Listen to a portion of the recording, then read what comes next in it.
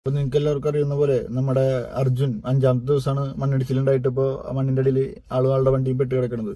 അപ്പൊ എന്ത് രക്ഷാപ്രവർത്തനമാണ് അവിടെ നടക്കുന്നത് നമുക്ക് നോക്കാം. കാരണം 5 ദിവസമായിട്ട് അർജുന്റെ അടുത്ത് പോലും അല്ലെങ്കിൽ അർജുനായിട്ടൊന്ന് കോണ്ടാക്ട് ചെയ്യാൻ പോലും സാധിച്ചിട്ടില്ല കർണാടക ഗവൺമെന്റിന്. പിന്നെ അവരിപ്പോ അർജുന്റെ ബന്ധുക്കളായാലും അർജുന്റെ വണ്ടിയുടെ ഓണറായാലും ഒന്നും അവിടേക്ക് കടത്തിവിടുന്നില്ല, മീഡിയക്കാരായാലും അവിടേക്ക് കടത്തിവിടുന്നില്ല. അപ്പോൾ അർജുന്റെ സുഹൃത്തും സഹോദരനും സഹപ്രവർത്തകരും അടക്കം 5 പേര് 2 ദിവസമായി അവിടെ ഉണ്ട്. എന്നിട്ട് അവർക്കും ഇപ്പോഴും എന്താണ് അവിടെ നടക്കണമെന്നൊരു ഇതില്ല. കാരണം ഇവരെന്തൊക്കെയോ ചെയ്യുന്നുണ്ട്, റോഡ് സൈഡിലുള്ള മണ്ണ് മാറ്റുന്നുണ്ടെന്നല്ലാണ്ട് അർജുന്റെ അടുത്തേക്ക് വണ്ടി കിടക്കുന്ന സ്ഥലത്തേക്ക് ഇവർ പോകാൻ തയ്യാറായിട്ടില്ല ഇതുവരെ. അതിനുള്ള എക്യുപ്മെന്റ്സും വണ്ടികളും JCB കാര്യങ്ങളൊന്നും ഇതുവരെ എത്തിയിട്ടില്ല. ആകെ 5-6 ലോറികളും 2-3 ഹിറ്റാച്ചുകളുള്ളതാണ് നമുക്ക് അറിയാൻ കഴിഞ്ഞത്.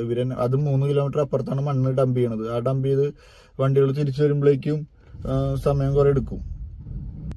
അത് അർജുൻ കുടുങ്ങിക്കിടങ്ങുന്ന സ്ഥലത്ത് മണ്ണൊന്ന് മാറ്റി നോക്കാൻ പോലും ഇതുവരെ